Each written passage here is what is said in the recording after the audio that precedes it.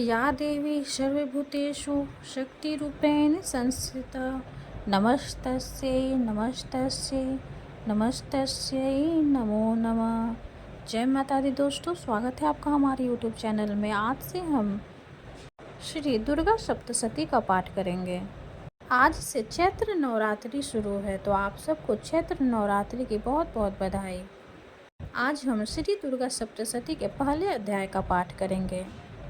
जब भी आप दुर्गा सप्तशती का पाठ करें तो कुछ बातों का विशेष करके ध्यान रखें। जब भी आप दुर्गा सप्तशती का पाठ करें तो उसके पहले आप कील कवच का पाठ जरूर करें और पाठ समाप्ति के बाद क्षमा प्रार्थना करना ना भूलें। मैंने कील कवच और क्षमा प्रार्थना का वीडियो अपने इस चैनल पे डाल दिया है, आप वहां से जाकर सुन सकते हैं। आइए पाठ शुरू करते हैं। पहला अध्याय में हम मेघा ऋषि का राजा सुरंथ और समाधि को देवी की महिमा बताते हुए मधु कैटभ वध का प्रसंग सुनेंगे। महर्षि मार्कंडेय बोले, सूर्य के पुत्र शार्ंगिनी की उत्पत्ति की कथा विस्तार पूर्वक कहता हूँ, सुनो। शार्ंगिनी महामाया की कृपा से जिस प्रकार मनवंतर के स्वामी हुए उसका भी हाल सुनो। पहले स्वरोचित नामक राज्य था। वह प्रजा को अपने पुत्र के समान मानते थे, तो भी कुल्ला विध्वंसी राजा उनके शत्रु बन गए। दुष्टों को दंड देने वाले राजा सुरंध की उनके साथ लड़ाई हुई। कुल्ला विध्वंस संख्या में कम होने पर भी राजा सुरंध युद्ध में उनसे हार गए। तब वह अपने नगर में आ गए। केवल अपने देश का राज्य ही उनके पास रह गए और वह उसी देश के राजा होकर राज्य करने लगे। किंतु उनके शत्रुओं ने उन पर वहां आक्रमण किया।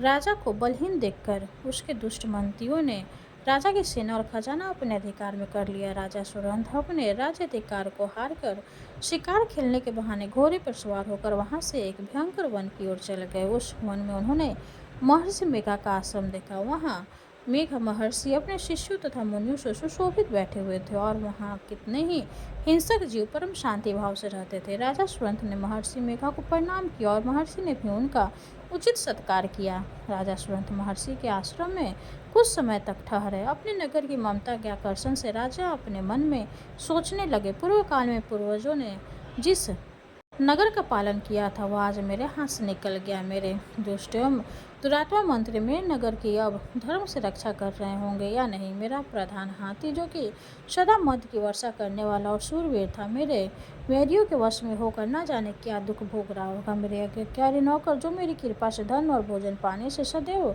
सुखी रहते थे और मेरे पीछे पीछे चलते थे, वो निश्चय ही दुष्ट राजाओं का अनुसरण करते होंगे तथा मेरे दुष्ट एवं दुरात्मा मंत्रियों द्वारा व्यर्थ ही धन को व्यय करने से वंचित किया हुआ मेरा खजाना एक दिन अवश्य खाली हो जाएगा। इस प्रकार से बहुत सी बातें सोचता वह राजा निरंतर दुखी रहने लगा। एक दिन राजा सुरंध ने महर्षि मेघा के आश्रम के निकट एक वैश्य को देखा। राजा ने उनसे पूछा, भाई तुम कौन हो? यहाँ तुम्हारे आने का क्या कारण है और तुम मुझे शोकग्रस्त अनमनस्क दिखाई देते हो, इसका क्या कारण है? राजा की यह नम्र वचन सुन वैश्य ने महाराज सुरंध को प्रणाम करके कहा। वैश्य बोला, राजन, मेरा नाम समाधि है। मैं धनियों के कुल में उत्पन्न एक वैश्य हूँ। मेरे दुष्ट स्त्री पुत्र आदि ने लोभ से मेरा सब धन छीन लिया और मुझे घर से निकाल दिया है। मैं इस तरह से दुखी होकर इस वन में चला आया हूँ और यहाँ रहता हूँ। मैं इस बात को भी नहीं जानता कि अब घर में इस समय सब कुशल है या नहीं। यहाँ मैं अपने परिवार का आश्रय संबंधी कोई समाचार भी नहीं पा सकता। वह घर में इस समय कुशल पूर्वक है या नहीं। मैं अपने पुत्रों के संबंध में यह भी नहीं जानता कि वह सदाचारी या दुराचारी में फंसे हुए। राजा बोले, जिस धन की लोभी स्त्री पुत्रों ने तुम्हें घर से निकाल दिया है, फिर भी तुम्हारा चित्त उनसे क्यों प्रेम करता है? वैश्य ने कहा, मेरे विषय में आपका ऐसा कहना ठीक है, किंतु मेरा मन इतना कठोर नहीं है। यद्यपि उन्होंने धन के लोभ में पड़कर पितृ स्नेह को त्याग कर मुझे घर से निकाल दिया है, तो भी मेरे मन में उनके लिए कठोरता नहीं आती है। महमते, मेरा मन फिर भी उनमें क्यों फंस रहा है, इस बात को जानता हुआ भी मैं नहीं जान रहा। मेरा चित्त उनके लिए दुखी है। मैं उनके लिए लंबी लंबी सांसें ले रहा हूँ। उन लोगों में प्रेम नाम को नहीं है, फिर भी ऐसे निस्नेहियों के लिए मेरा हृदय कठोर नहीं है। महर्षि मार्कंडेय जी ने कहा, है ब्राह्मण। इसके पश्चात महाराज सुरंध और वह वैश्य दोनों महर्षि मेघा के समीप गए और उनके साथ यथा योग्य न्याय संभाषण करके दोनों ने वार्ता आरंभ की। राजा बोले, हे भगवान, मैं आपसे एक बात पूछना चाहता हूँ, सो कृपा करके मुझे बताइए। मेरा मन अधीन नहीं है, इस समय बहुत दुखी हूँ। राज्य धनाधिक की चिंता अभी तक मुझे बनी हुई है और मेरी ममता अज्ञानियों की तरफ बढ़ती ही जा रही है और यह समाधि नामक व्यक्ति भी अपने घर से अपमानित होकर यहाँ आया है। इसके स्वजनों ने भी इसे त्याग दिया है। स्वजनों के त्यागता हुआ यह उनके हार्दिक प्रेम रखता है। इस तरह हम दोनों ही दुखी है। महाभागा, उन लोगों के अवगुणों को देखकर भी हम दोनों के मन में उनके लिए ममता जनित आकर्षण उत्पन्न हो रहा है। हमारे ज्ञान रहते हुए भी ऐसा क्यों है? अज्ञानी मनुष्यों की तरह हम दोनों में यह मूर्खता क्यों है? महर्षि मेघा ने कहा, विषम मार्ग का ज्ञान सब जंतुओं को है। सबों के लिए विषय पृथक पृथक होते। कुछ प्राणी दिन में नहीं देखते और कुछ रात को, परंतु कई जीव ऐसे होते हैं जो दिन तथा रात दोनों में देख सकते। यह सत्य है कि मनुष्यों में ज्ञान प्रधान है, किंतु केवल मनुष्य ज्ञानी नहीं है। पशु पक्षी आदि भी ज्ञान रखते हैं। जैसे पशु पक्षी ज्ञानी है, वैसे मनुष्यों का ज्ञान है, और जो ज्ञान मनुष्यों में वैसे ही पशु पक्षियों में तथा अन्य बातें भी दोनों में एक जैसी पाई जाती है। ज्ञान होने पर भी इन पक्षियों की ओर देखो कि अपने भूख से पीड़ित बच्चों की चोंच में कितने प्रेम से अन्न के दाने डालते हैं। राजन, ऐसा ही प्रेम मनुष्यों में अपने संतान के प्रति भी पाया जाता है। लोभ के कारण अपने उपकार का बदला पाने के लिए मनुष्य पुत्रों की इच्छा करते और इस प्रकार मुंह के गड्ढे में गिरा करते। भगवान श्री हरि की जो माया है उसी से यह संसार मोहित हो रहा है। इसमें आश्चर्य की कोई बात नहीं, क्योंकि यह भगवान विष्णु की योग निद्रा है। यह माया ही तो है जिसके कारण संसार मुंह में जकड़ा हुआ है। यही महामाया भगवती देवी ज्ञानियों के चित्त को बलपूर्वक खींचकर मुंह में डाल देती है और उसी के द्वारा संपूर्ण जगत की उत्पत्ति होती है। यही भगवती देवी प्रसन्न होकर मनुष्य को मुक्ति प्रदान करती है। संसार के बंधन का कारण है तथा संपूर्ण ईश्वरों की स्वामिनी है। महाराज सुरथ ने पूछा, भगवान, वह देवी कौन सी है जिसको आप महामाया कहते हैं? ब्राह्मण, वह कैसे उत्पन्न हुई और उसका कार्य क्या है? उसके चरित्र कौन कौन से? प्रभु, उसका जैसा प्रभाव हो, जैसा स्वरूप हो, वह सभी कृपा करके मुझे कहिए, मैं आपसे सुनना चाहता हूँ। महर्षि मेघा बोले, राजन, वह देवी तो नित्य स्वरूपा है। उसके द्वारा यह संसार रचा गया है। तभी उसकी उत्पत्ति अनेक प्रकार से होती है। वह सब आप मुझसे सुने। वह देवताओं का कार्य सिद्ध करने के लिए प्रकट होती है। उस समय वह उत्पन्न हुई कहलाती है। संसार को जल में करके जब भगवान विष्णु योग निंद्रा का आश्रय लेकर शेष शैया पर सो रहे थे, तब मधुकैटभ नाम के दो असुर उनके कानों में मैल से प्रकट हुए और वह श्री ब्रह्मा जी को मारने के लिए तैयार हो गए। श्री ब्रह्मा जी ने जब उन दोनों को अपनी ओर आते देखा और यह भी देखा कि भगवान विष्णु योग निद्रा का आश्रय लेकर सो रहे हैं, तो वह उस सूर्य भगवान को जगाने के लिए उनके नेत्रों में निवास करने वाली योग निद्रा की स्तुति करने लगे। श्री ब्रह्मा जी ने कहा, हे देवी, तुम ही स्वाहा, तुम ही स्वधा और तुम ही वसट का आधार हो। स्वर भी तुम्हारा ही है, स्वरूप है। तुम ही जीवन देने वाली सुधा, नित्य अक्षर, पर्णों में आकार, उकार, मकार, इन तीनों में माताओं के रूप में तुम ही हो स्थित हो। इनके अतिरिक्त जो बिंदपद अर्ध माता है, जिसका कि विशेष रूप से उच्चारण नहीं किया जाता, हे देवी, वह भी तुम ही हो। हे देवी, संध्या, सावित्री तथा परम जननी तुम ही हो। तुम इस विश्व को धारण करने वाली हो। तुमने ही इस जगत की रचना की है और तुम ही इस जगत का पालन करने वाली हो। तुम ही कल्प के अंत में सबको भक्षण करने वाली हो। हे देवी, जगत की उत्पत्ति के समय तुम सृष्टि रूपा होती हो, पालन कार्य में स्थित रूपा हो और कल्प के अंत में संहार रूप धारण कर लेती हो। तुम ही महाविद्या, महामाया, महामेघा, महारात्रि और रात्रि हो। श्री ईश्वरी और बुद्ध स्वरूपा बुद्धि भी तुम ही हो। लज्जा, पुष्टि, तुष्टि, शांति और क्षमा भी तुम ही हो।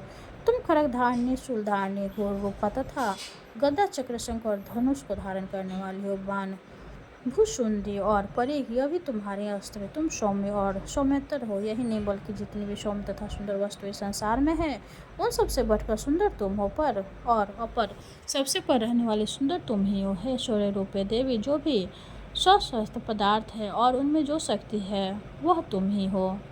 ऐसी अवस्था में भला तुम्हारी स्तुति कौन कर सकता है? संसार में सृष्टि, पालन और संहार करने वाले जो भगवान हैं, उनको भी जब तुमने निंद्रा से वशीभूत कर दिया है, तो फिर तुम्हारी स्तुति कौन कर सकता है? मुझे भगवान विष्णु तथा भगवान शंकर को शरीर धारण कराने वाली तुम ही हो। तुम्हारी स्तुति करने की शक्ति किसमें है? हे देवी, तुम तो अपने इन उदार प्रभाव के कारण प्रशंसनीय हो। मधु और कैटभ को भयंकर असुर है, इन्हें मुंह में मार दो और श्री हरि भगवान विष्णु को भी जल्द जगा दो और उनको मार डालने की बुद्धि भी उत्पन्न कर दो। महर्षि मेघा बोले, हे राजन, जब श्री ब्रह्मा जी ने देवी से इस प्रकार स्तुति करके भगवान को जगाने तथा मधु और कैटभ को मारने के लिए कहा, तो भगवान श्री विष्णु के नेत्र, मुख, नासिक, बाहु, हृदय और वक्षस्थल से निकल ब्रह्मा जी के सामने खड़ी हो गए। उनका ऐसा कहना था कि भगवान श्री हरि तुरंत जाग उठे और दोनों असुरों को देखा, जो कि अत्यंत बलवान और पराक्रमी थे और मारे क्रोध के, जिनके नेत्र लाल हो रहे थे और जो ब्रह्मा जी का वध करने के लिए तैयार थे। तब क्रुद्ध हो उन दोनों दुरात्मा असुरों के साथ भगवान श्री हरि पूरे 5000 वर्ष तक लड़ते रहे।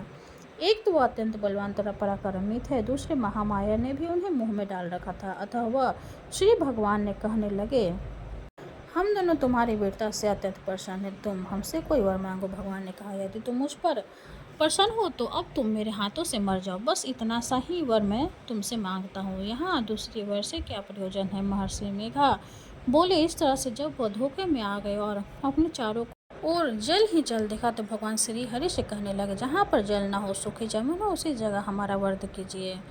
महर्षि मेघा कहते, तथास्तु कहकर भगवान श्री हरि ने उन दोनों को अपनी जांघ पर लेकर उन दोनों के सिर काट डाले। इस तरह से यह देवी श्री ब्रह्मा जी की स्तुति करने पर प्रकट हुई थी।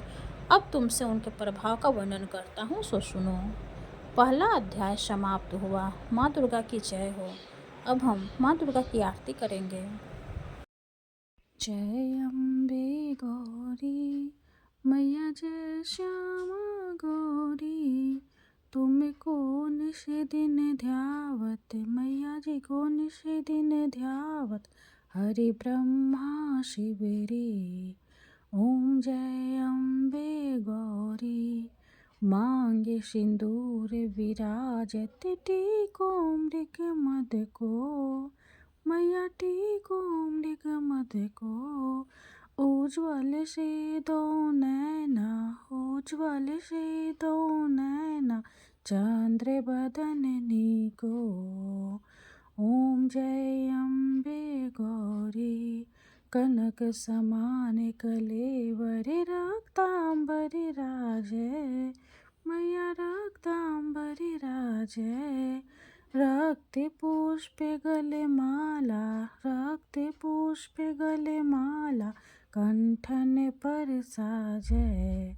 ओम जय अम्बे गौरी, के हरिवाहन राजत, खरग खपर धारी, मैया खरग खपर धारी, सुर नर मुनि जन सेवत, सुर नर मुनि जन सेवत, तिनके दुख हारी।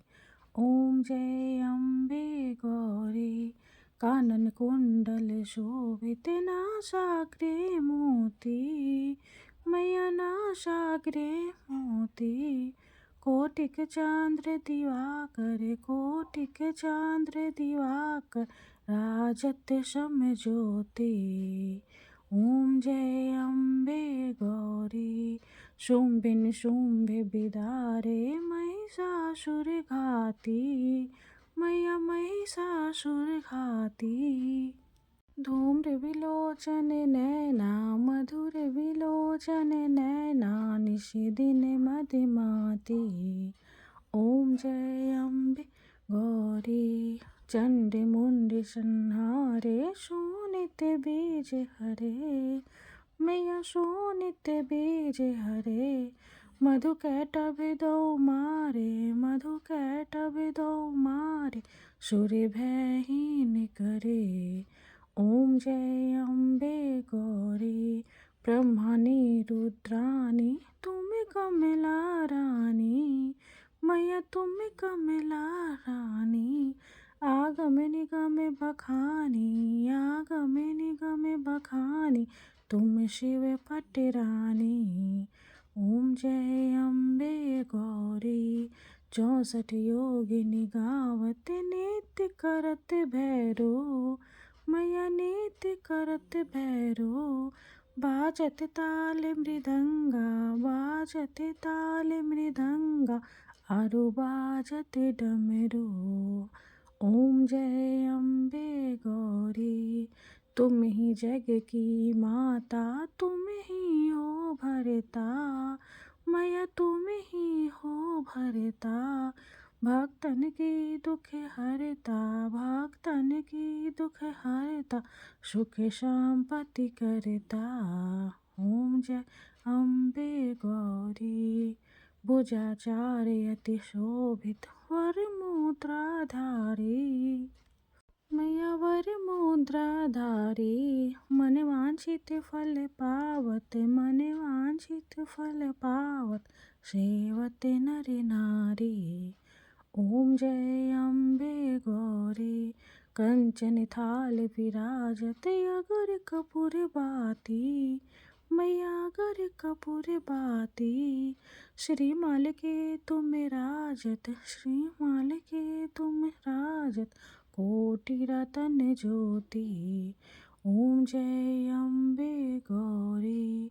श्री अम्बे जी की आरती जो कोई नर गावे, मैया जो कोई नर गावे। कहत शिवानंद स्वामी, भजत शिवानंद स्वामी, सुख संपत्ति पावे। ओम जय अम्बे गौरी। माता रानी की जय हो। वीडियो अगर अच्छी लगे तो लाइक कर दे, चैनल को सब्सक्राइब कर दे। धन्यवाद।